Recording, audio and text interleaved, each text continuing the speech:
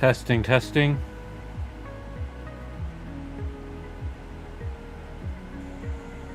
Testing, testing.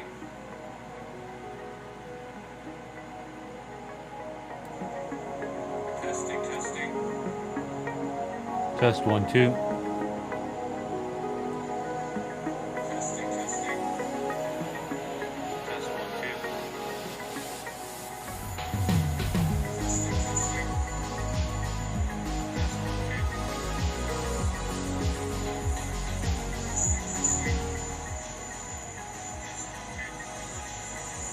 Test 1, 2. Check 1, 2.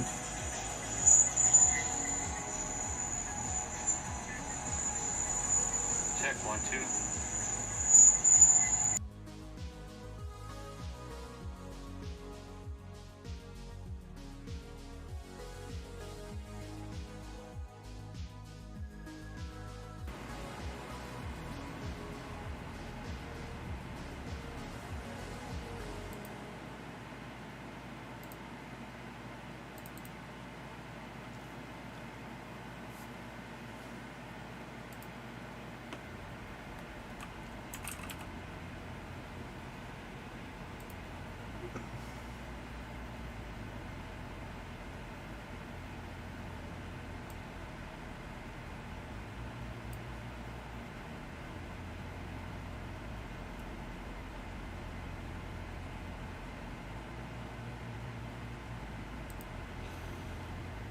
Alright, eventually one day I'll figure out how to do all the mic check stuff and get the audio working exactly how I want off screen. I'm going to have to read up a couple of tutorials on it.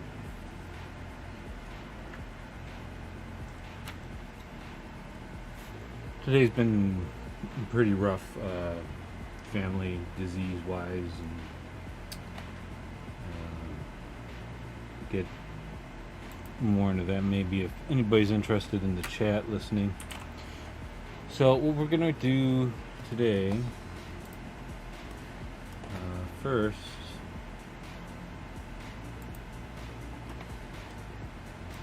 let's see where we're at.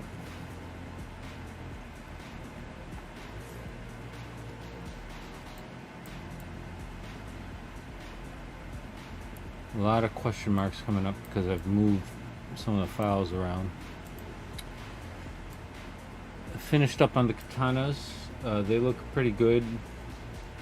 I run a best render on them, and you can see some of the results of that at nicholsaypixels.com. We're going to finish up on the sheets, if I can find them.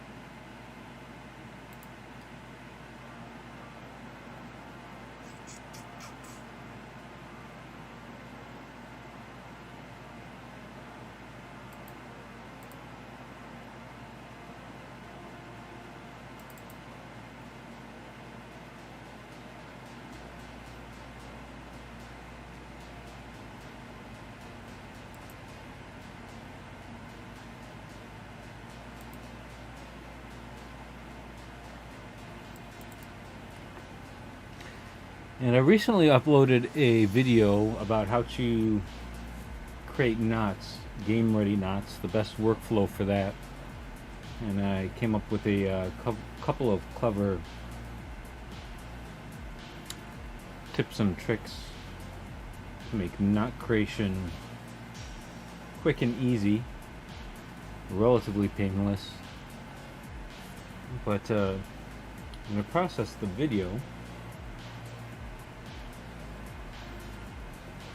It adopted a 4:3 aspect ratio.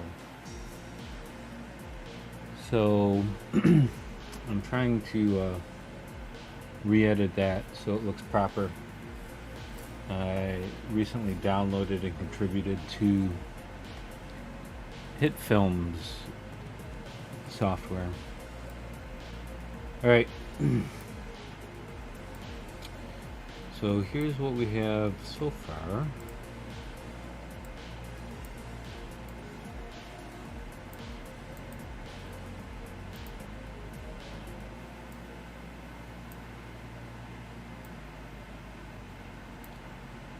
I don't know why it's not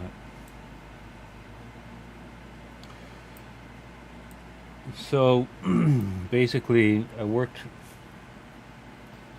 quite a while developing this cloud design pattern, and then just kind of threw it all over the place in the end cap here and put in a tiger pattern.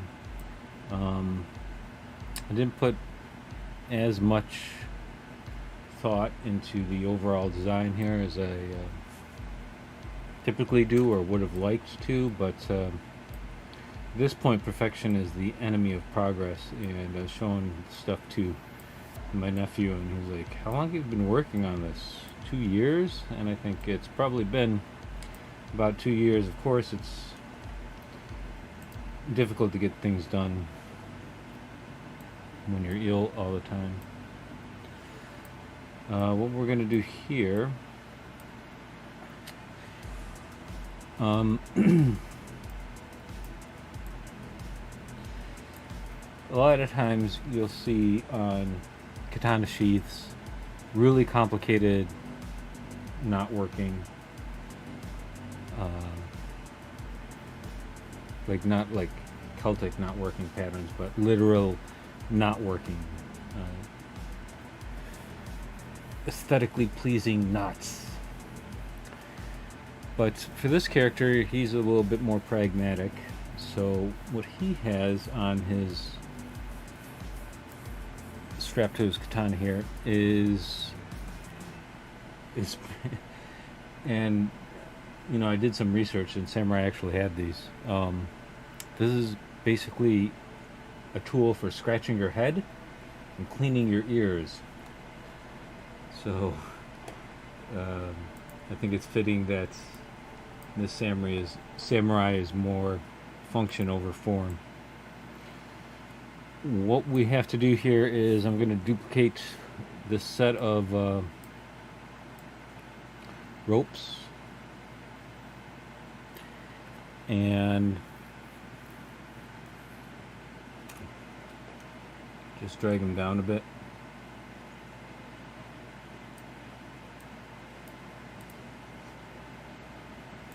And then we're going to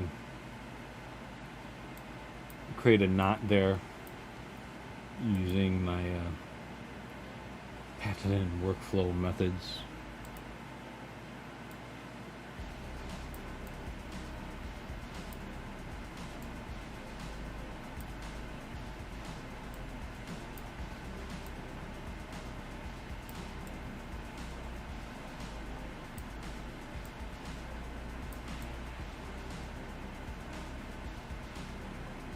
Then we're going to take this and the katanas, put them in a single separate file after we decimate them. And then we're going to do the UVs.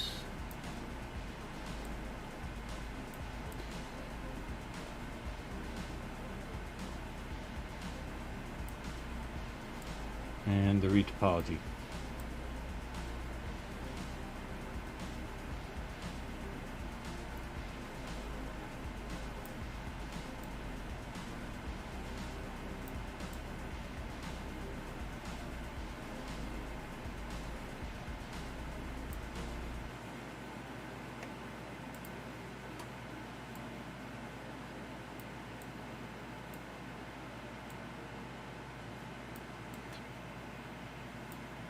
And it doesn't really take much to individualize these ropes.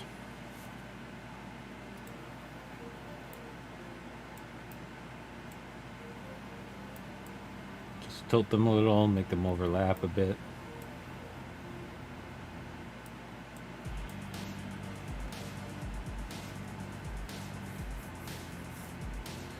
Again, this character is not the type to have very ornate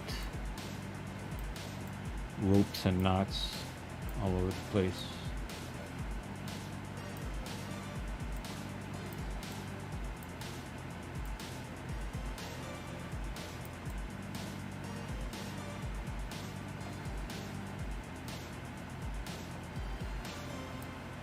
here rather than reposition it. I'm just going to use a move brush. These ropes were just a cube originally with curve mode turned on and the proper brush parameters edited.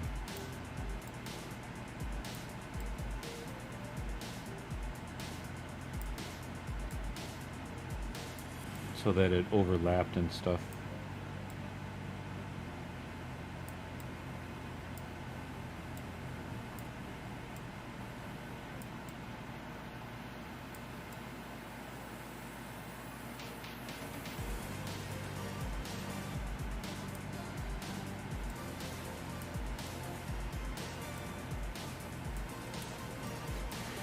Nobody's ever going to see this, but figure I'll try to get it right anyways.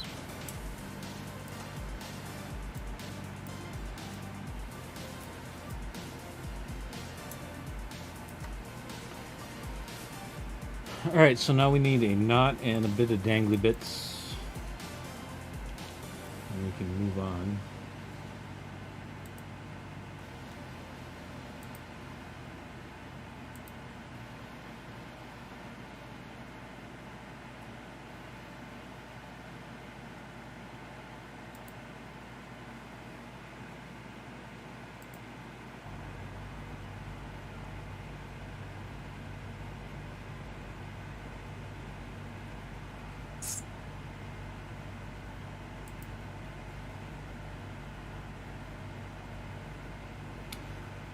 Alright, so I'm going to go into 3ds Max. I'm going to demonstrate what I had created in the tutorial, but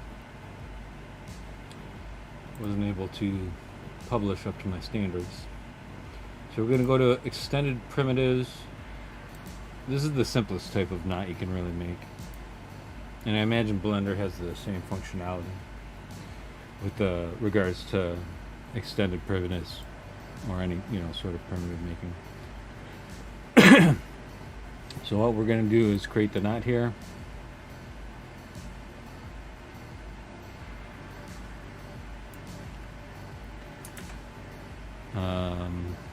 This is going to be probably better if we turn off snapping for now.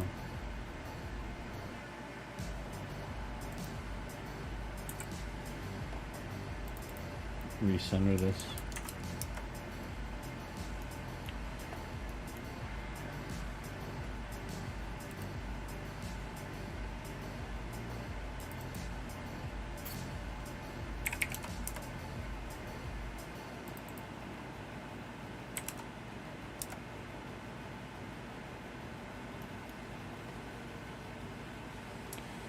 So that's going to serve as our high pod that we're going to take into ZBrush.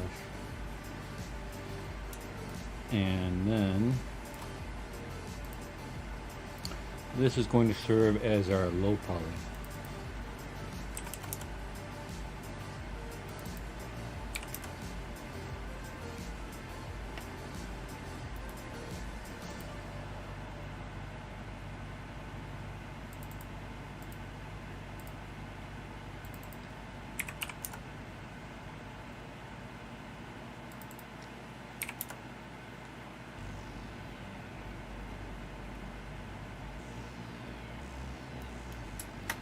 I'm gonna copy this over just to see how many triangles this is. Again, this is gonna be tiny, tiny, tiny. So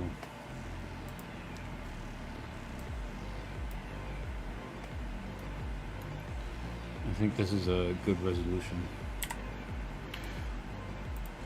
What makes this process especially good, I think what we want, I want to bump up, you can see the silhouette there, it's buried way below the high poly there, so I think I'm going to turn up the radius here. And this will help when we're baking normal maps, so it'll catch the rays bouncing off it better.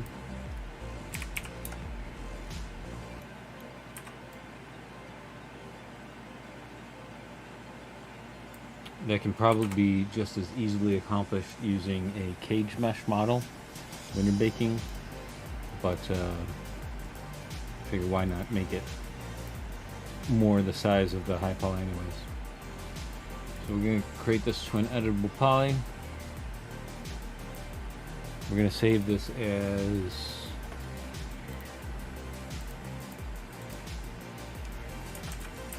Easy Nut.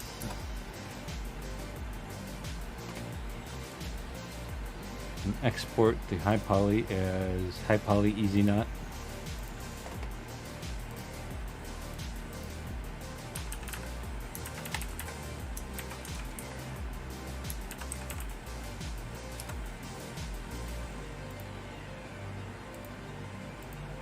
And what makes this great is that by creating it as an extended primitive, it already has UVs. Let me move this out a little bit. I don't know why it's not capturing that part. So look at that. No need to retopologize. Cutting that right out of the workflow. No need to UV map it. That's already been done for us.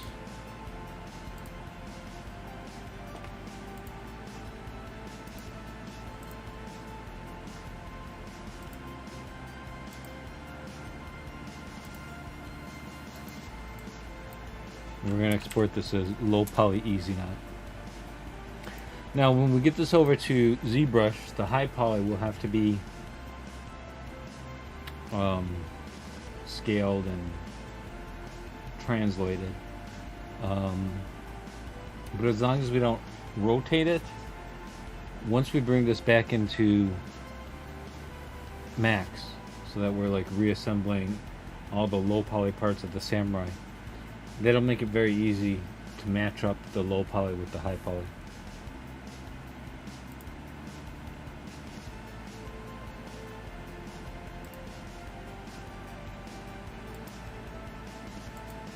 So I don't know where my ZBrush, oh, my ZBrush has gone up here, because why wouldn't it?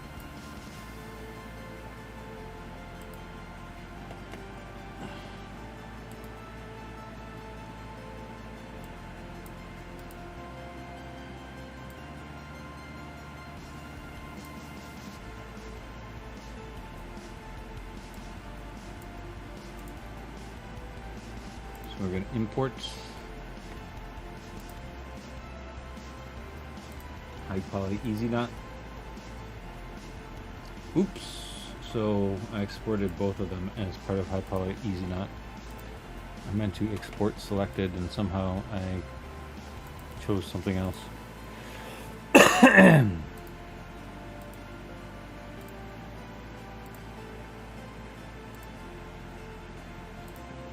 One of the quirks of ZBrush, of course, is whatever tool you have selected, if you import something, it overwrites that. Alright, so there we go, and now let's see if we can first of all, let's clean up some of this.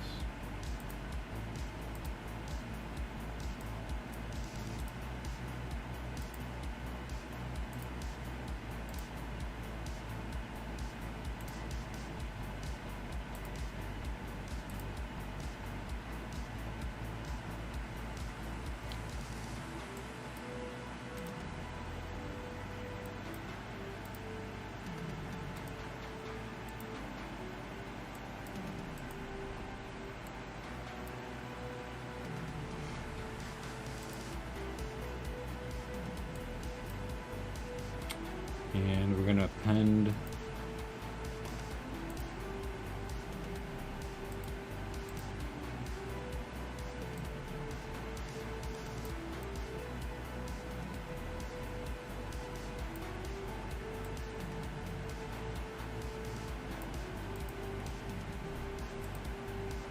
and I'm guessing it's way bigger than it should be.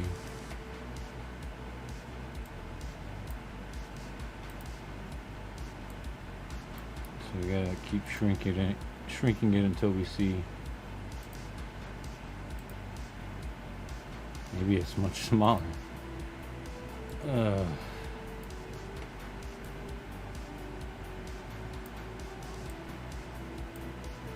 can make it super big for the time being. It'd be nice if there was a snap to feature. There probably is. I'd like to snap it to one of the threads on the katana and then scale it, because then at least I'd know where it was in end space.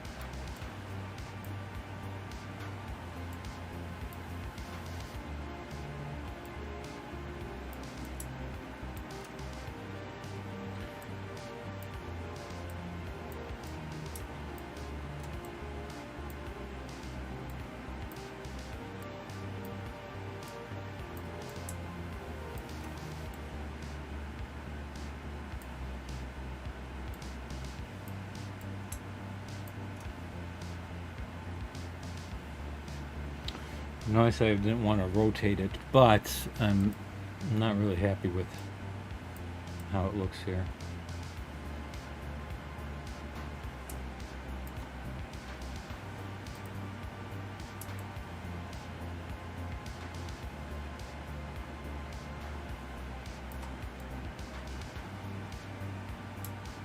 So if I rotate it by a known value that I can remember, it should be still pretty easy to match up and max. In fact, for something this small, if I place this properly, it probably doesn't even need additional geometry, additional low poly geometry. I can just kind of paper over it as I create the low poly for everything else.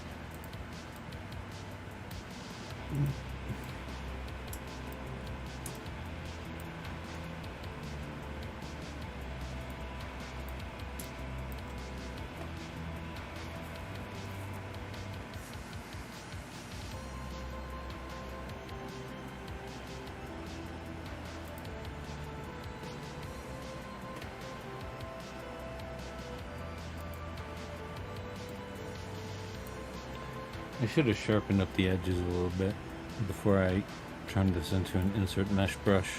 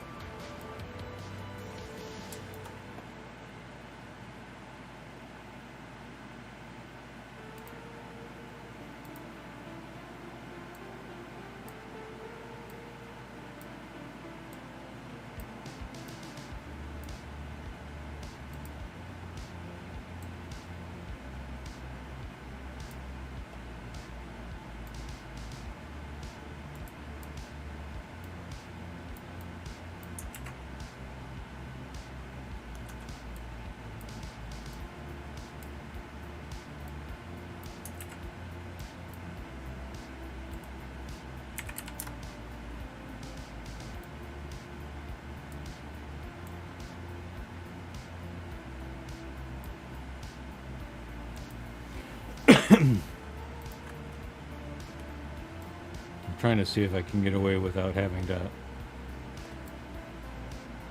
make a guide form.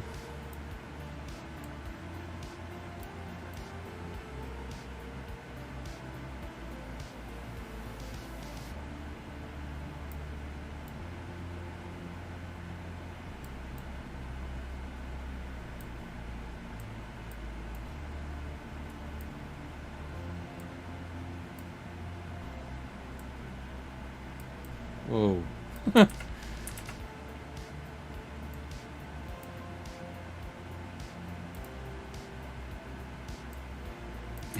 Okay, it's not working.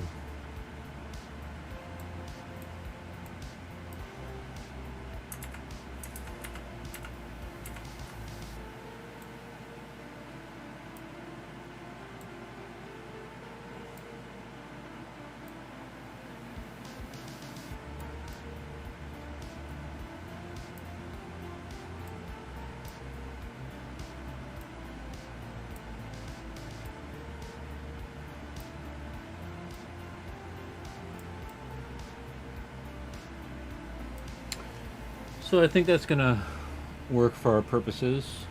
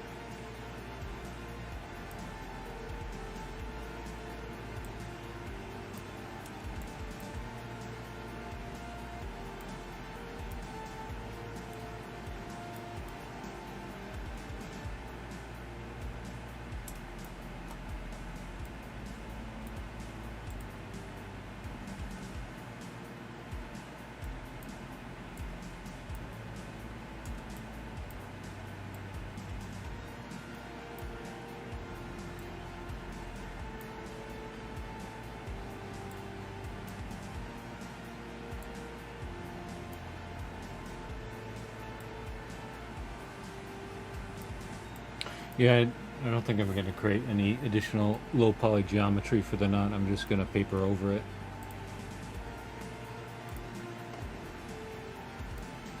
When I do the retopology of all the other stuff.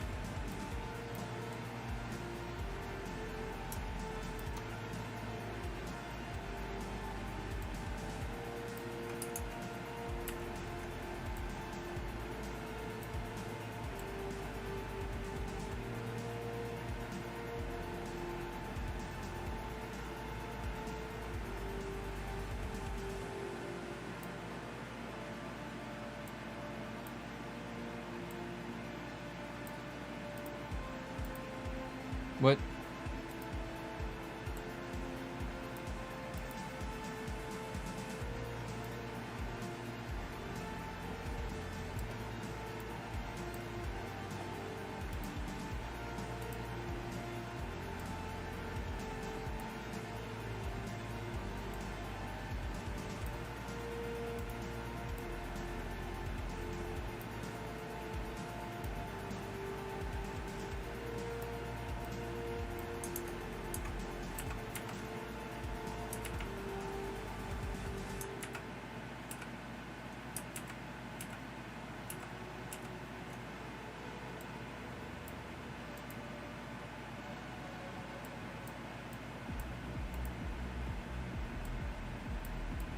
Oh my god. Just frame up on... Why won't it zoom out properly?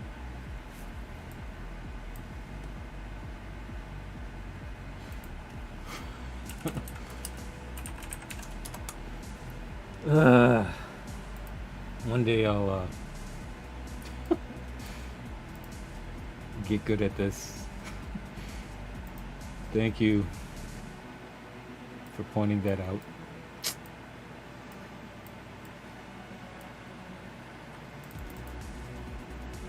Usually if you hit frame twice, it'll zoom out properly instead of just disappearing.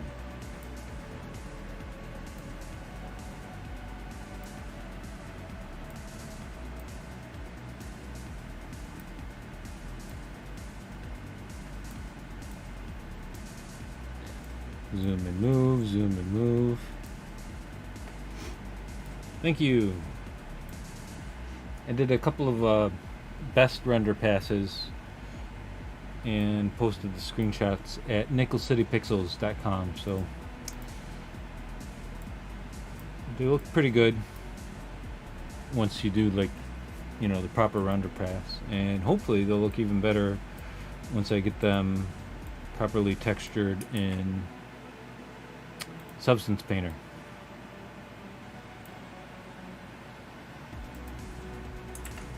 I don't want to rotate that too much because, well,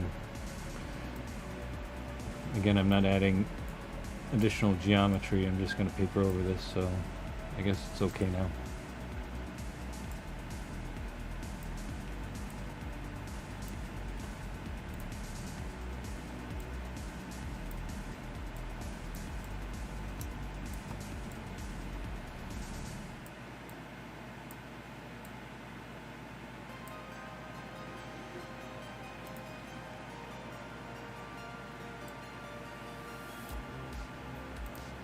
So the only other things we have to do is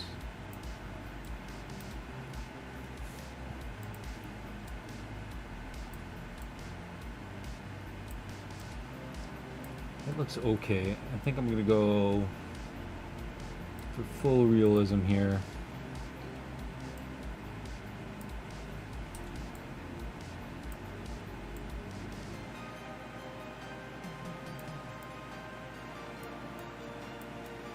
Or fuller realism.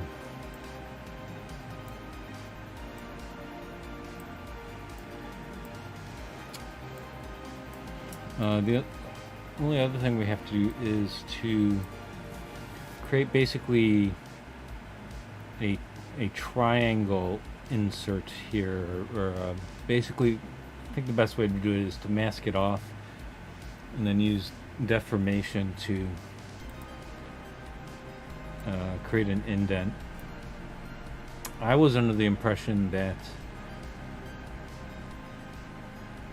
this was basically a cylinder, but after looking at one of the only really accurate samurai models on Sketchfab, it turns out that basically this is a solid block of wood, and they've cut out exactly the area of the katana. So instead of this being like a tube, it's a cylinder with a triangular negative section. I don't know if any of that makes sense. I'm kind of tired.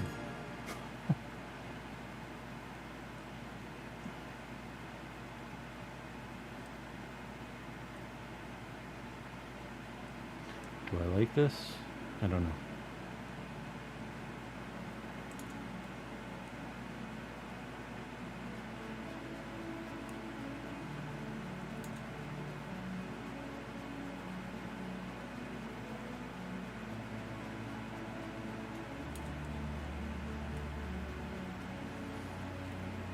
Kind of squashed it a little bit.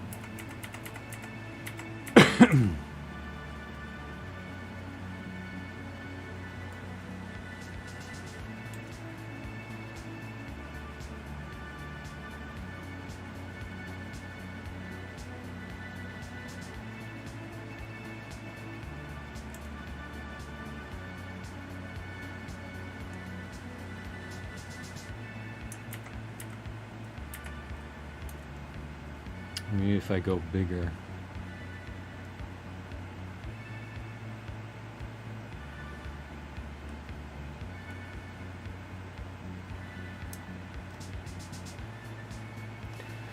Okay, I can be happy with that.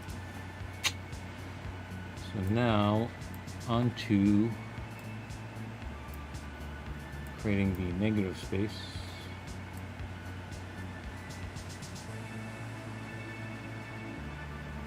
On the sheet.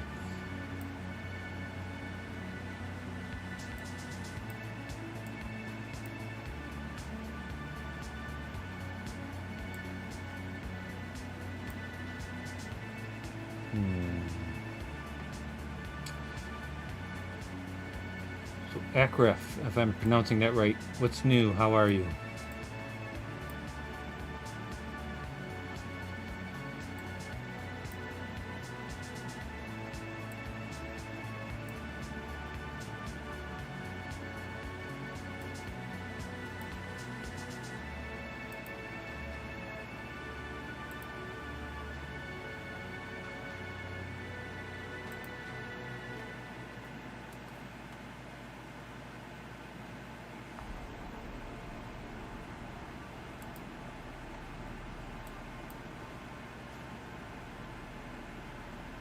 Yep.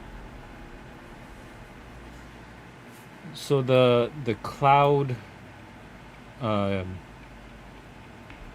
ornamentation here was the toughest. It took me a couple of hours to come up with this. I'm still learning how to make relief stuff look good, and this was a bit tricky. It's based on a pretty classic pattern that you see in Japanese art a lot. And then for this part, which I'm not as proud of, is basically just that pattern as an insert mesh repeated throughout, and then tiger stripes to fit into the theme of the Tiger Samurai. And some of the geometry here is based on reference photos. I'm not super happy with the way this turned out, the end caps here, but I just got to keep moving forward. Thanks. I don't...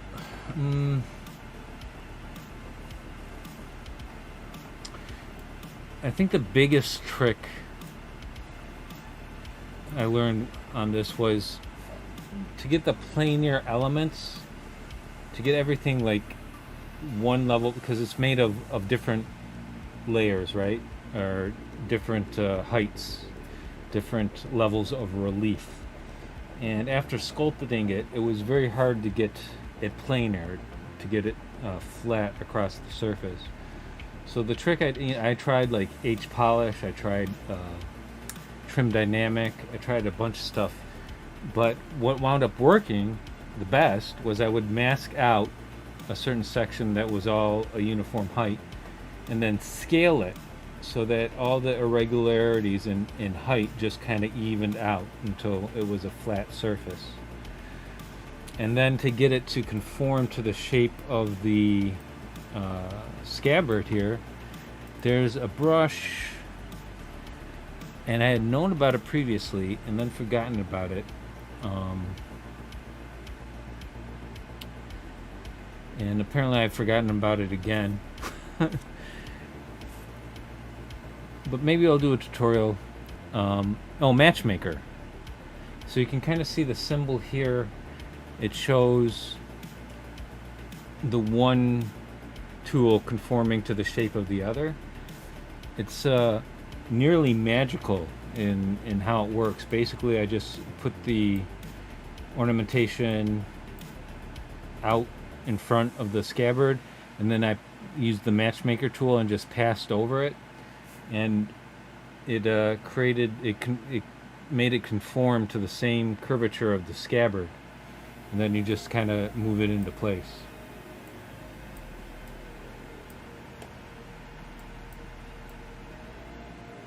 Masking it, and then like if you created an alpha of this and then masked it and did a deformation inflate, and you'd get pretty much the same effect, but I think this is slightly better.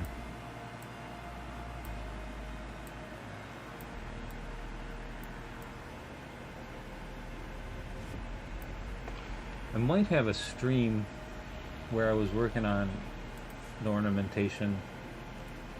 Let me check.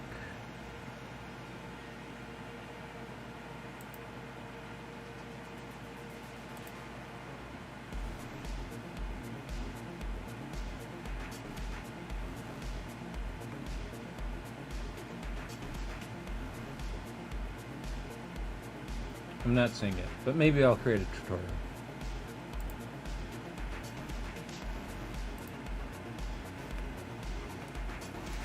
Alright, so picking up the pen for the first time.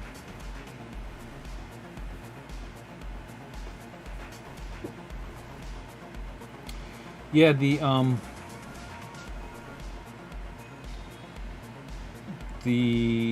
fabric here,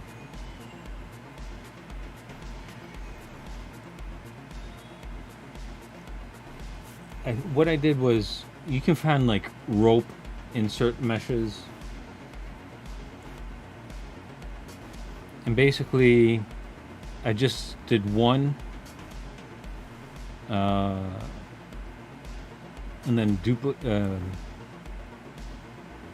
yeah, I did one going this way, duplicated it, moved it out, then duplicated that and made a mirror image front and back, and then side to side. And then for the top that's overlapping, I think I probably just used a move brush to pull it out.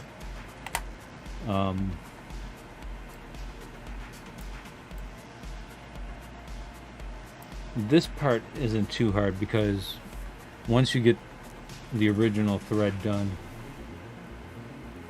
it's just a matter of like repositioning it, duplicating it, and that stuff. The real hard stuff was on the hilt of the katana itself. Let me see if I can find a picture here.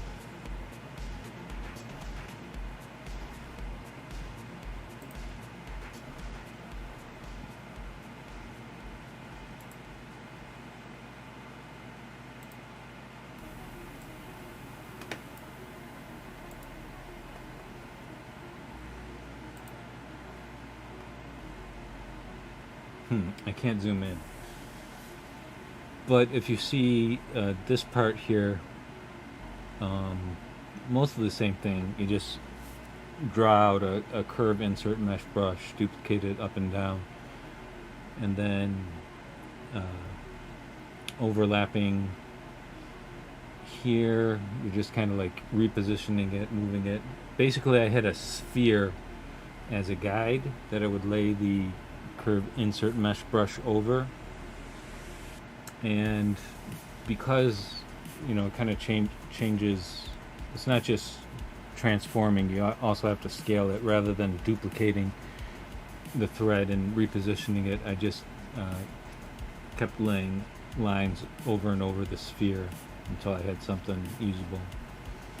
And then similar method for the circular pattern.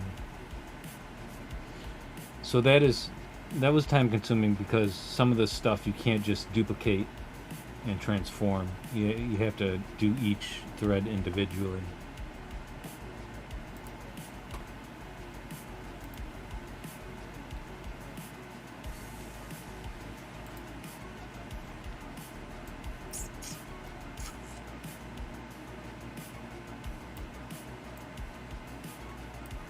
Look at that, I remembered to make ZBrush visible. I'm getting better.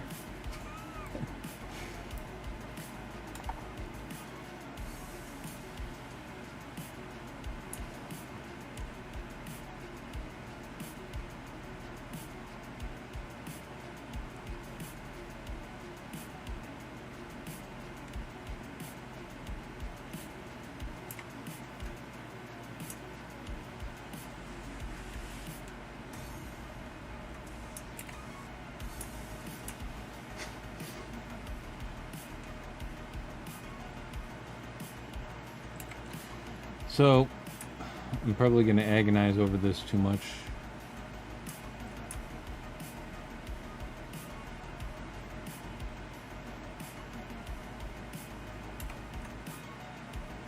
Let's try drawing the straight lines, the vertical lines first.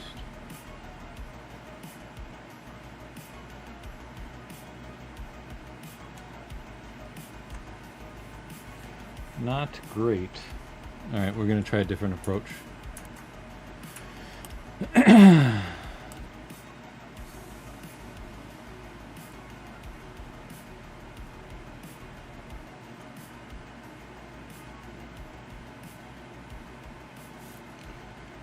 wonder if this would be simpler if I had some of the tools.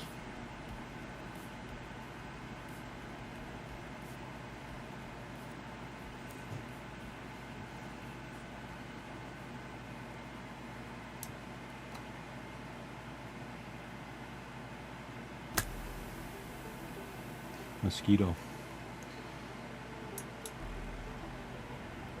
Nope, that's not what I wanted.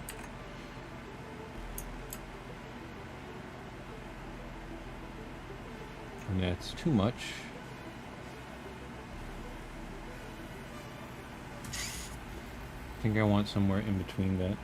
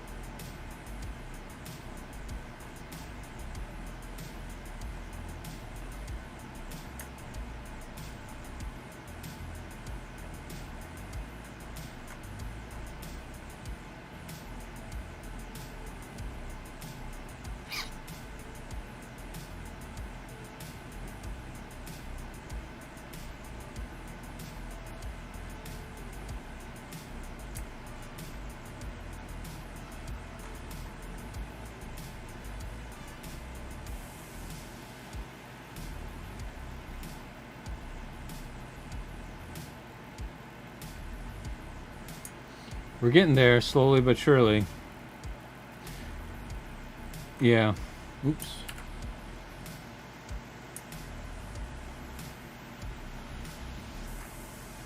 It's a bit trial and error, though.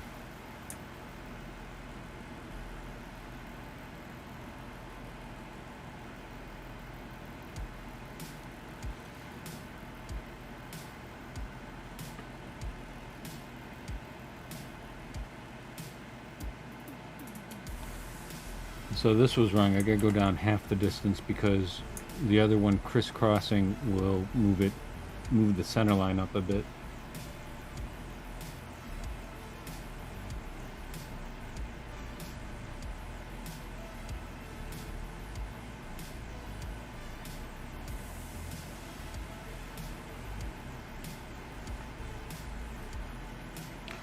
Using an alpha probably would have been a good idea too. Oops, wrong way.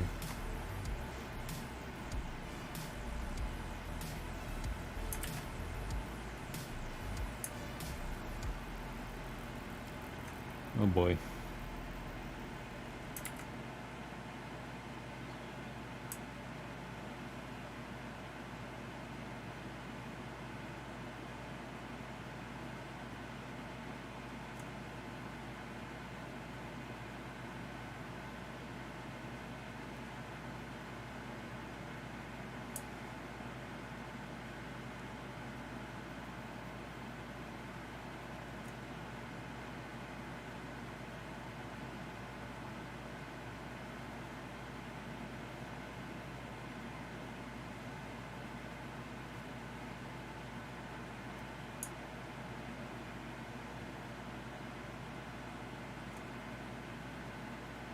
Nope, that's way off.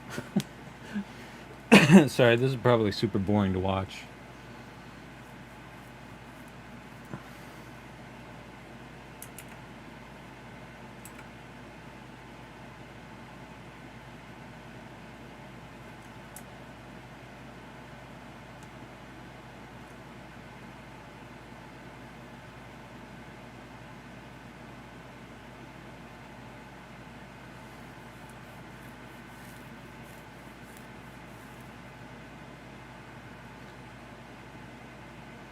Alright, I think I can live with this. So now we're going to go into deformation. Inflate and do, I don't know, negative 50. Ooh, you know what? I should make sure that the rest of the katana is properly masked. See? Yep, I missed a spot. So we're going to go like, nope, that's the wrong button. We're going to go like this.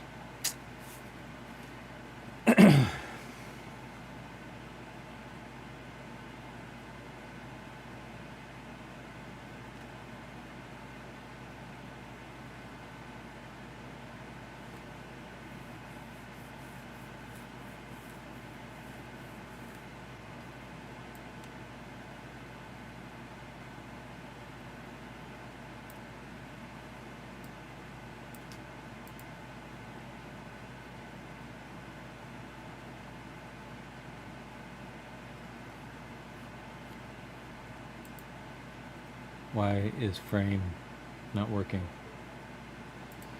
This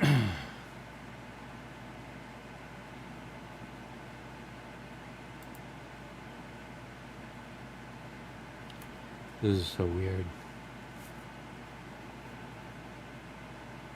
Alright, whatever. Let's just do this. Negative 150.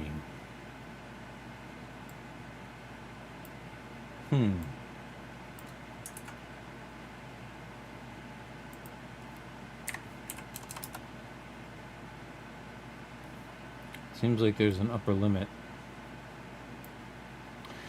Anyways, I don't think anybody will be looking straight down the barrel of the sheath, so... And it'll all be black anyways.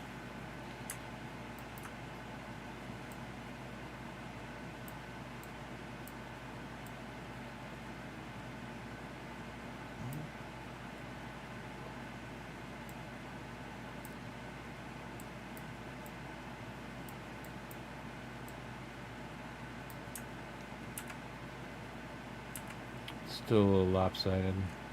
I gotta remember to check everything from multiple angles. Nope, that's not what I wanted.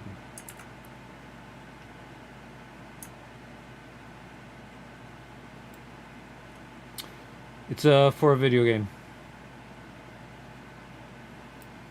called 10,000 Dead Samurai, and it's going to basically play very much like One Finger Death Punch, if you've ever seen that, but with graphics and story.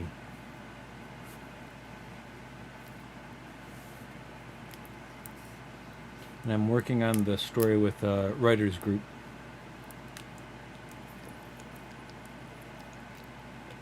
Here in Buffalo.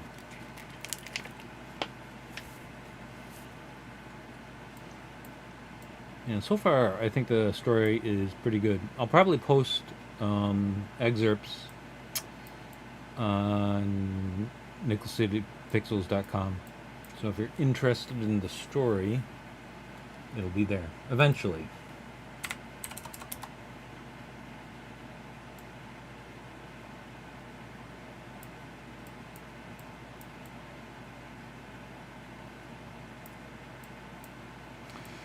I think a better way to do this might have been with an alpha.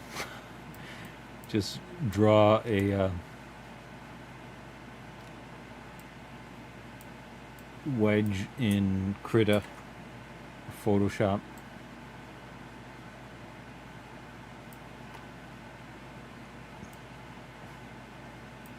Alright, I'm done with this. On to the next one.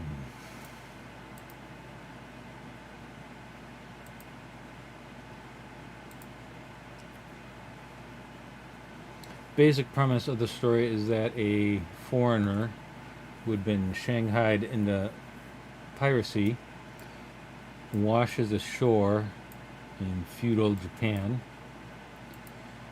and one of the daimos there thinks that he's a prophesized champion who will help him defeat his brother. Beyond that, there's a number of plot twists, and I don't want to be too spoilery.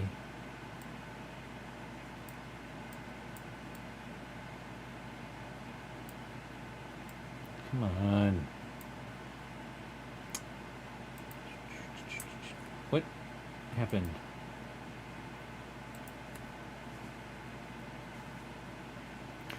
I do hope to 3D print the mask, though. The Tiger Samurai mask.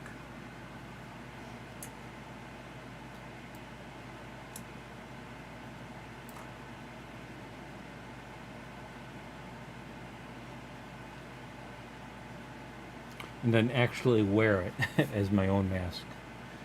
It'll be my daily mask carry.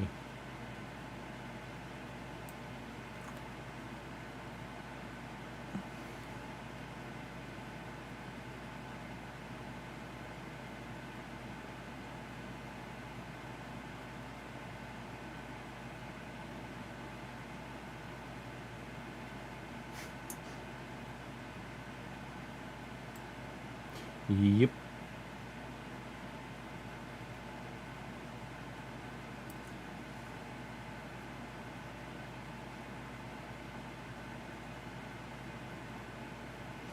At one point, post bone marrow transplant, the only masks I could get a hold of were these yellow masks that looked like duckbills, and they were a big hit with kids.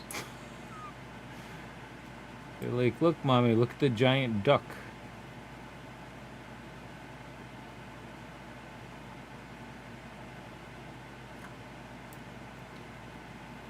I wish there was a way to just cancel, like if you don't like how the mask is happening, just cancel it rather than having to go through with it.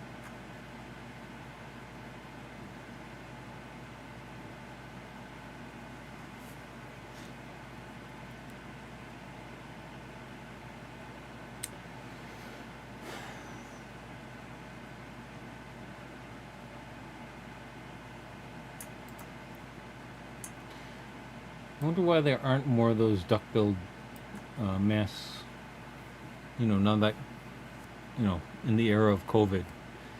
Because they're like N95 rated.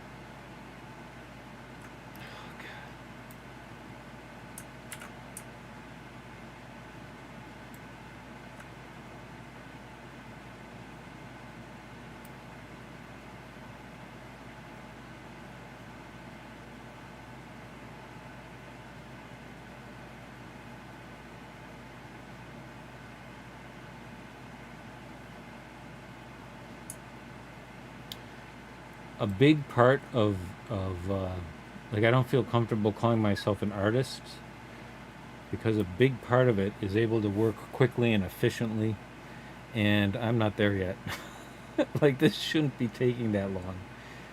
Um, when I taught computer science, I used to tell my students, as regards to art, anybody is capable of painting the Sistine Chapel, but only Michelangelo was able to do it in one lifetime.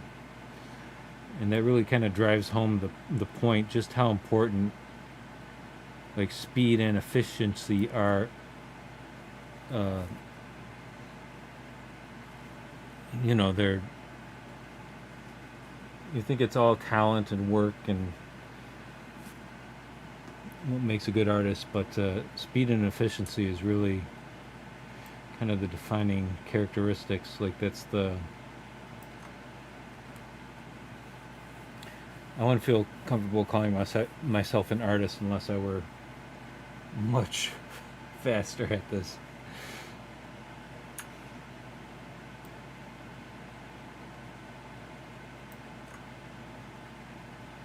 I think we're almost there, though.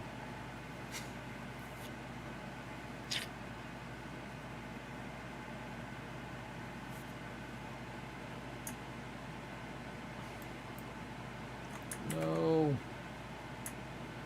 So I'm basically trying to get it so that there's the same negative space here between the points and the edge of the sheath here as there are here and here. So I'm gonna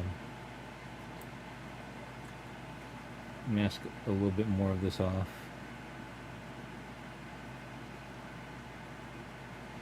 And then, even though there's greater negative space here, I am going to go with this.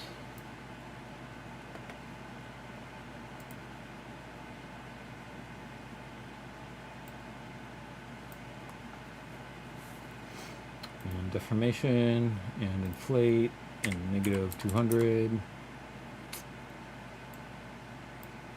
Oops, and just like last time, I didn't check to make sure everything else was masked off properly.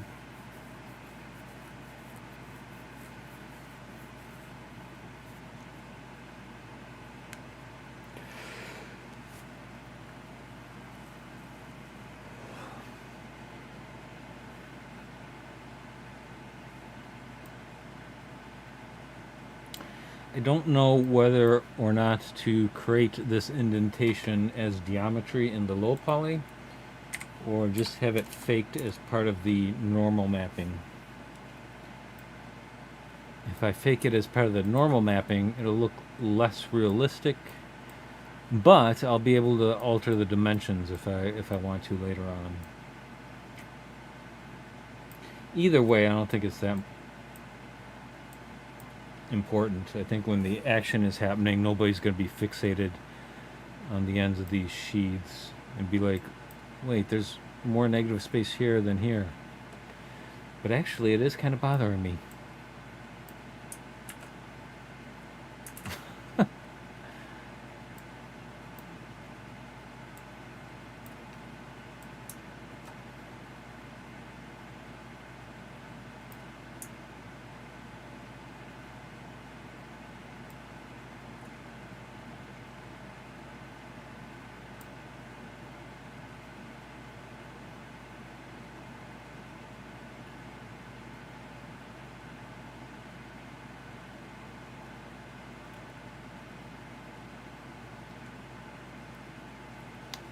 I think part of it is not just that I'm slow at this, but ZBrush is pretty slow at masking.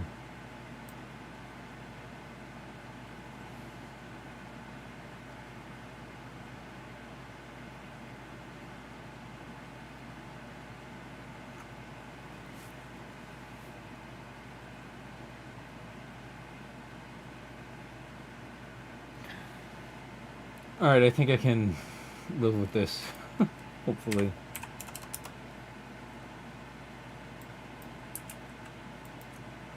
What?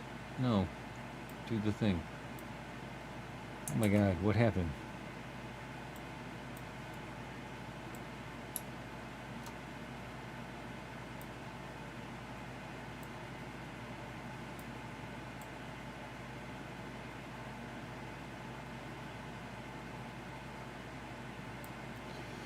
All right. Some sort of undue snafu there.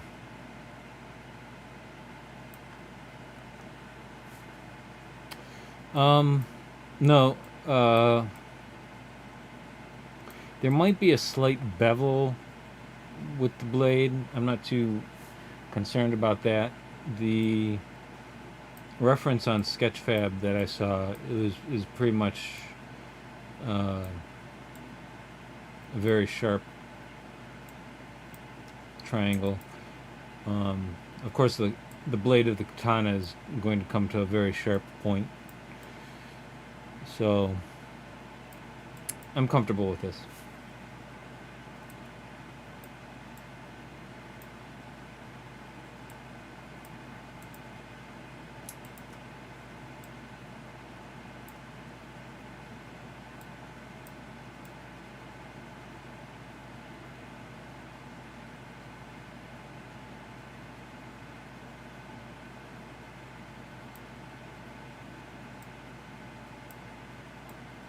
Or am I?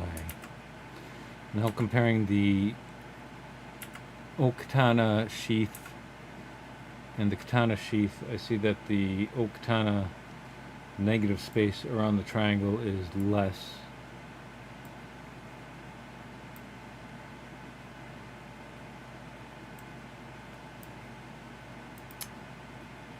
This would be a lot easier if I weren't insane.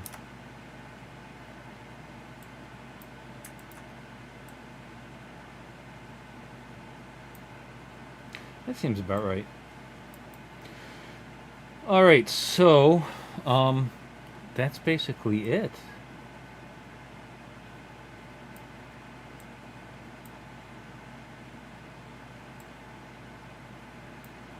I think what I'm gonna do is, alright, so this ring here is off a little bit. Let's fix that.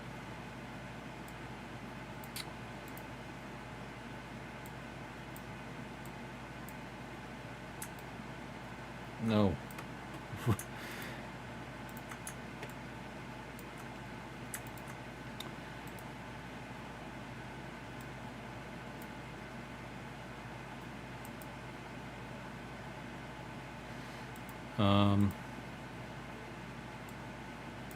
Oops.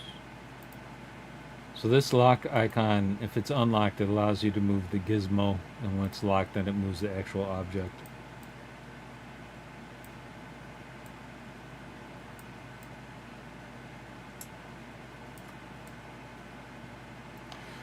So what I'm gonna do is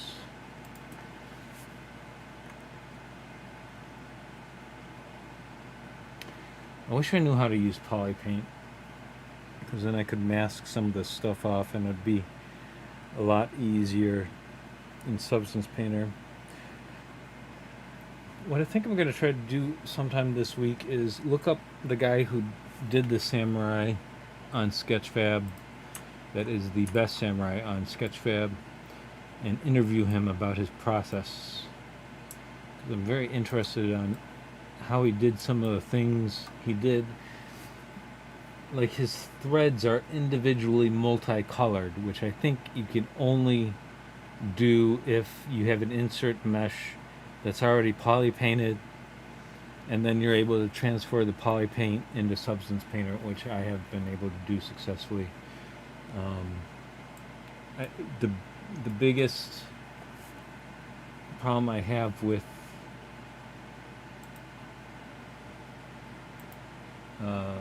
my model, the thing I don't like the most,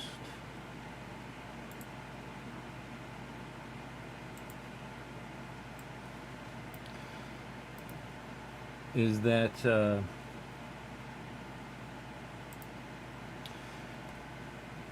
can't see in this, but, well, you can kind of see it. The threads here don't look real individualized, and they look kind of plasticky. They kind of have a weird specular quality to them, like high specularity. And the samurai that I saw in Sketchfab, he was able to do a real good job of making these appear as if they were actual fabric. And I don't know how to.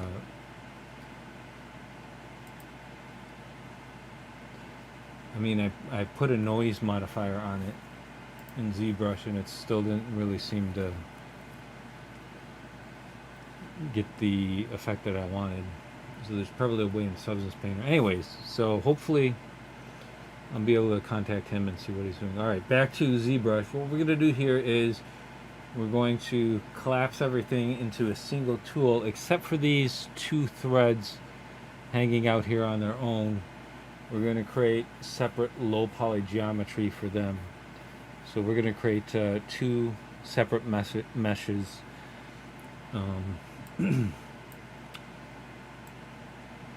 Let me find these threads, if I can, and separate them out.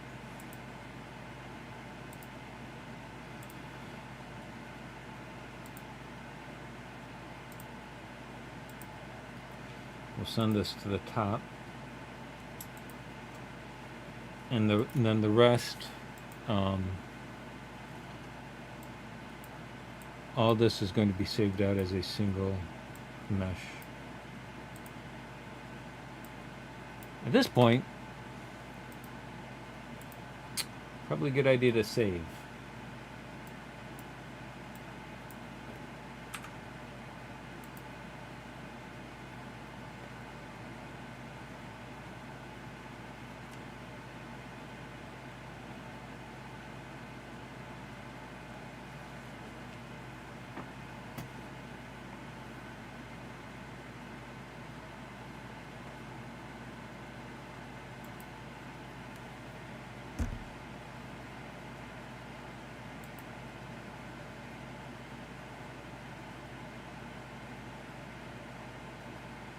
I wonder why the background music is cut out.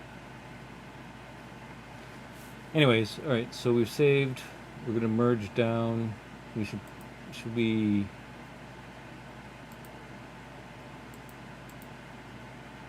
Is it going to complain about how many million points we have here? Why doesn't this tell me?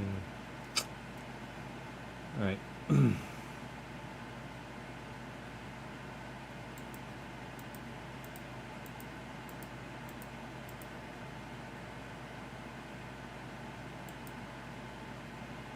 It'll be interesting to see at what point it starts complaining about the number of active points.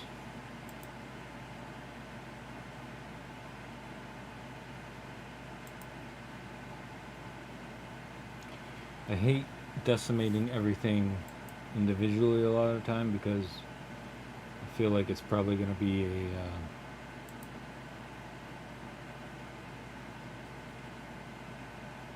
it's probably going to decimate kind of irregularly.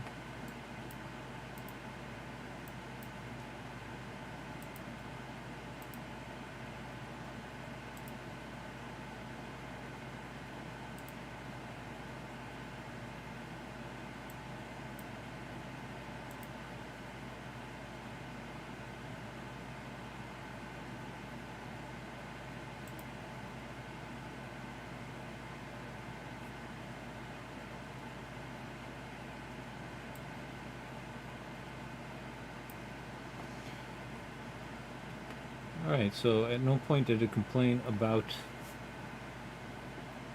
having too much geometry. That's good. Speaking of geometry, now we go into geometry. And no, we go into Z plugin, decimation mesh, blah, blah, blah. And we pre-process current.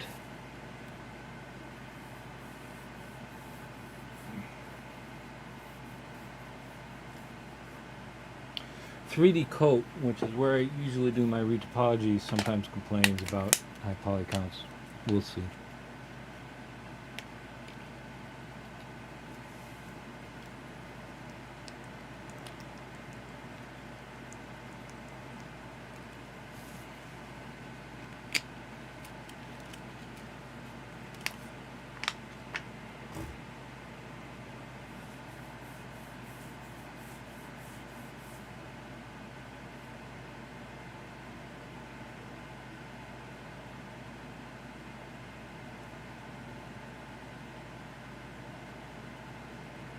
hope this is all the same scale as the original file it came from.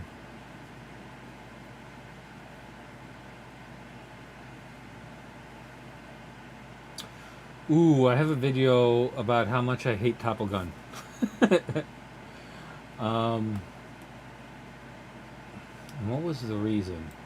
Let me look it up.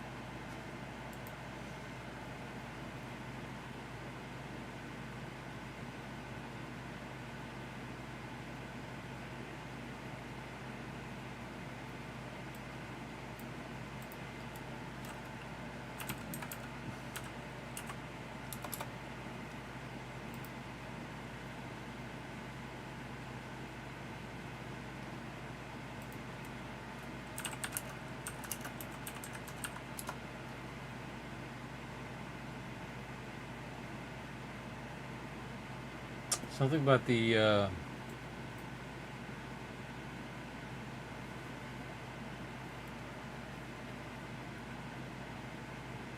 compatibility with tablet.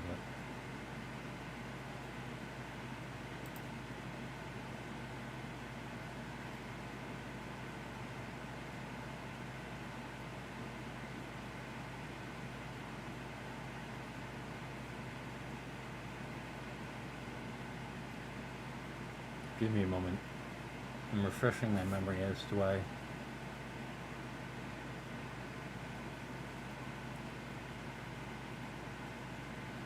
So it won't emulate ZBrush's navigation.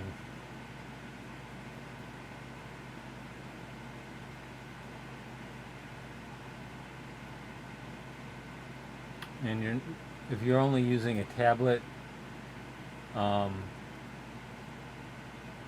Topple Gun uses the Alt button. So if you're only using a tablet and you only have the pen handy, and you don't have like a hotkey map to the keys on the pen, or the pen doesn't have buttons, then you can't rotate and zoom and stuff. ZBrush is very nice in that you can navigate using only a pen, basically. And I tried to use Tablet Pro with it too, which gives you like on-screen hotkeys, and it wouldn't work either. So basically you need a keyboard and a mouse with a middle mouse button in order to navigate Topple Gun. So yeah, I was not happy with Topple Gun, but obviously to each his own. Your mileage may vary. I'm not super happy with 3D Coat, but at least I'm able to use it with a tablet. It has, what's nice about 3D Coat is it has a bunch of presets for the navigation, so you can emulate Maya navigation, you can emulate ZBrush navigation, you can emulate Blender navigation. So whatever type of navigation you're most familiar with, you have the muscle memory for, you just hit preferences, select the preset, and you're good to go. And again, emulating the ZBrush navigation means that you can rely on just the tablet and the pen.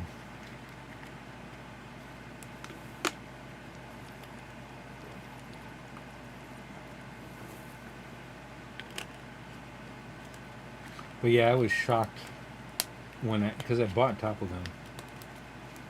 I was shocked to find that you had to use like box modeling software navigation in order to use it. They gave me a refund, so that was good.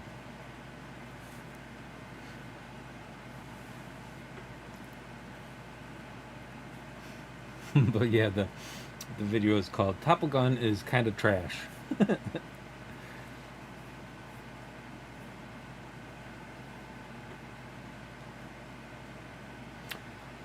So we're at 11.7% of the pre-processing. This is going to take a while. My CPU process is 23%.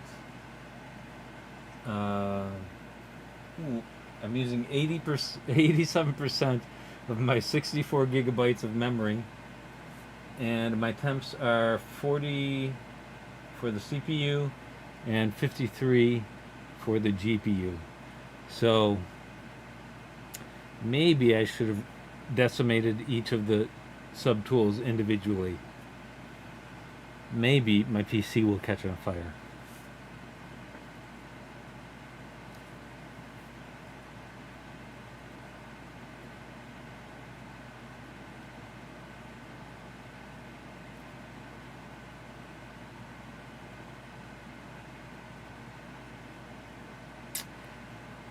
But I think I don't know. I don't know why we're watching this. After it decimates, I think I'm probably gonna end the stream. Um, I don't think anybody wants to see me retopologize. I think I should better off pointing the webcam at a wall, paint it, and watch it dry.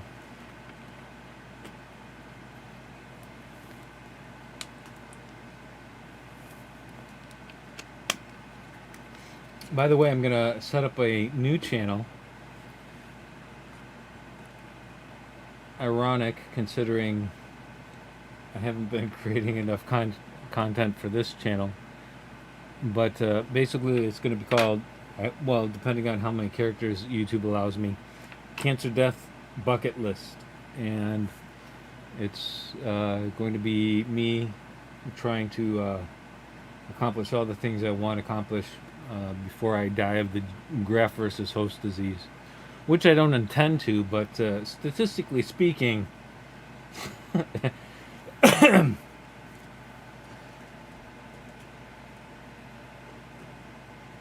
it's usually a sooner than later type of thing.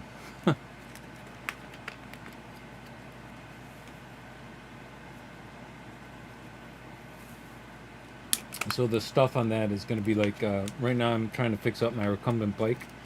Prior to the leukemia diagnosis, I'd gone on a nice little bike trek, 20 miles out to Buffalo, kayaked for 2 miles, and then biked the 20 miles back. And that was fun. So on my bucket list is to get back into shape, and that's going to be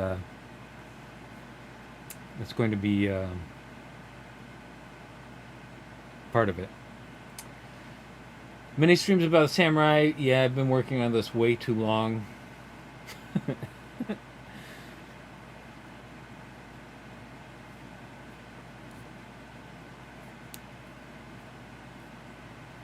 But I think it's been such a learning experience. When I start to do other stuff, I'll get through it a lot faster. Especially stuff that's just about everything is simpler than sculpting a samurai, right? Just because of all the knots and the threads and the ornamentation. I sculpted Sabretooth, Marvel character Sabretooth, just in a matter of hours, and it turned out pretty good. I'm not familiar with array mesh. Nanomesh is not too difficult. Nanomesh is how I created most of the threads for the torso armor. The trick was to create like a low poly guide form. So the topology of the actual torso armor was too complicated to get the threads to lay on it right.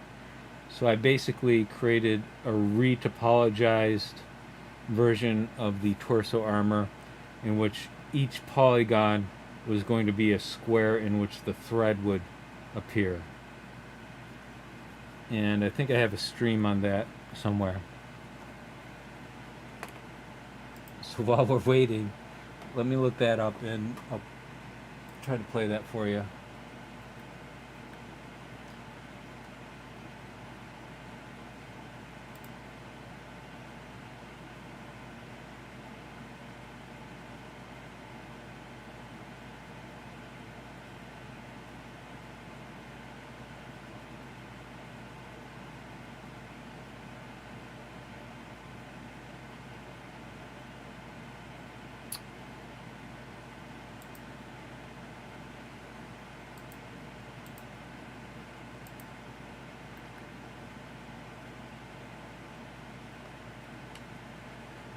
Hmm.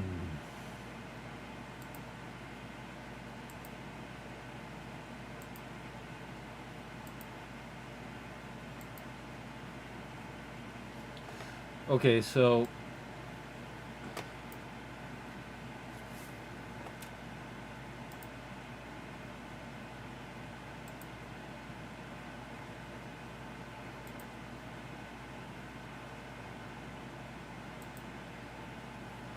all right, let me switch over to the left monitor.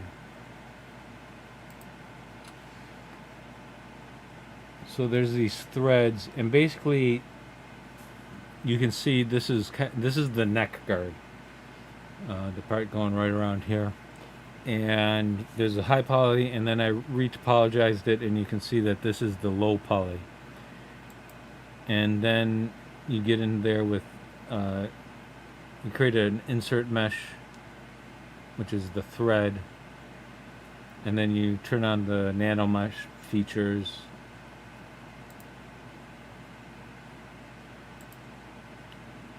Let me speed this up a bit.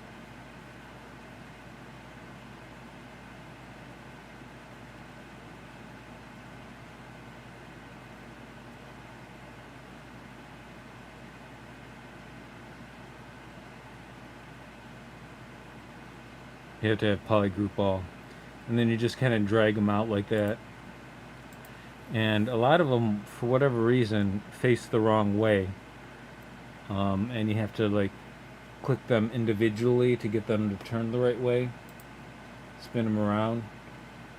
But basically, the trick to this is you have to have the low poly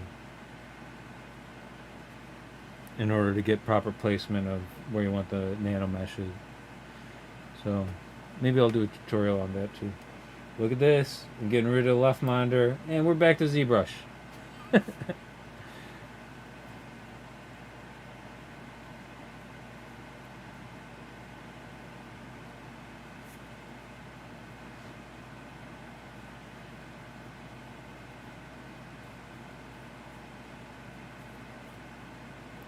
The problem with that was you couldn't just do it once and then rescale each neck armor plate, because then it would scale the threads too, which would look weird. So it's one of those things where you couldn't just duplicate it and move stuff around. You had to do it individually. But that video was called Samurai Stream 15 Neck Guard question mark. I don't know what the question mark was about. Oh, and by the way, get this. Check this out. Guys, so sorry I keep screwing up the ZBrush Max overlays. I'll get better at streaming, same as I'm going to get better at sculpting. So dating back to March 4th, 2020, apparently I haven't learned much in terms of making sure I get rid of the overlays. Blocking ZBrush and stuff. But yeah, my nephew this morning, I was showing him some of the progress I had made, and he was like, "How long have you been working on this?" I was like, "Too long." But again, the sickness makes things difficult, take longer than usual. I've been in and out of the hospital so much.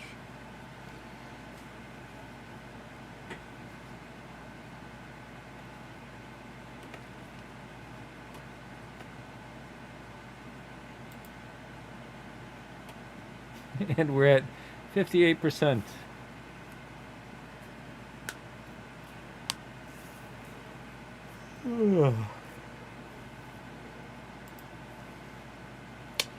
Wow.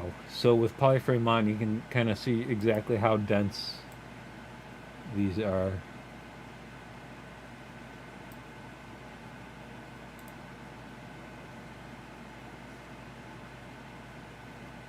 That's ridiculous. So the things, I kind of screwed up here. So the things with the most detail have the least geometry, And then the scabbard um, has a ridiculous amount of geometry. It has no detail, no surface ornamentation. All this is basically, I mean, it's been merged down, but it's pretty much a separate geometry for all intents and purposes. So the cloud ornamentation has a decent amount of has a decent amount of geometry, as does the end cap here. Um, but yeah, I screwed up in making the katana have so much geometry, or the sheath having so much geometry. Um, I don't know why I would have done that, other than to make the curve very smooth looking. Boosting my PC, I recently went through a huge upgrade, and I'm going to create a video to that effect, because I also did a PC mod. So I took a Lian Li PC60, which is an old case, but it's beautiful. It has brushed aluminum everywhere, and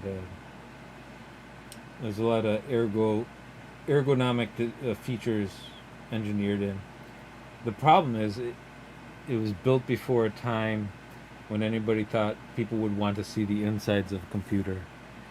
So I really had to work to clean up the interior and make it presentable. I had to remove things, chop things down, 3D print some custom parts. But it looks great, and I had to mount the radiator outside the case, which you would think would look very janky, but I like it. I think it looks good, especially because it has two fans mounted on top of it, and they light up top and bottom. So check out that video if you would, once it goes up. Oh, it's completed. Well, the pre-processing has, so now I have to pre-process all.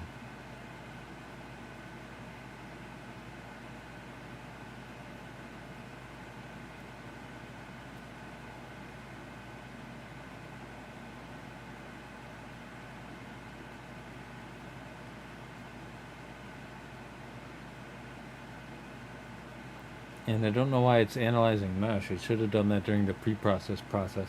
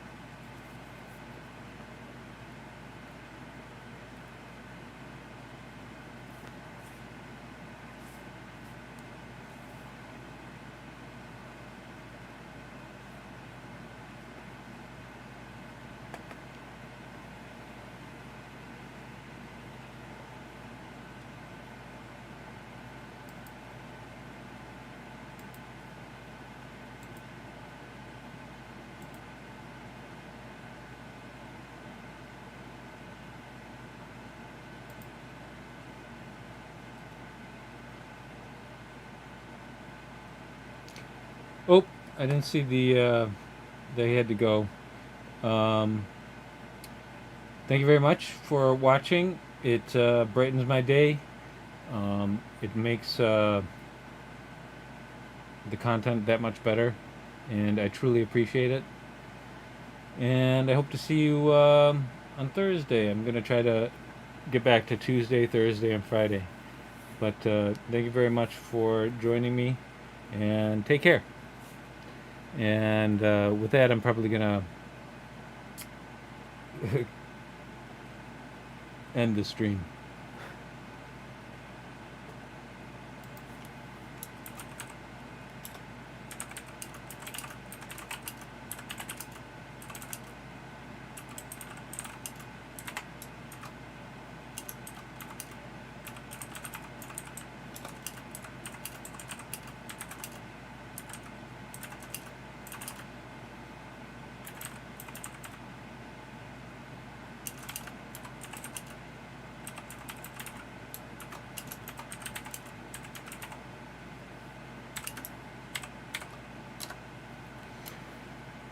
All right then. Thanks once again, and that ends the stream.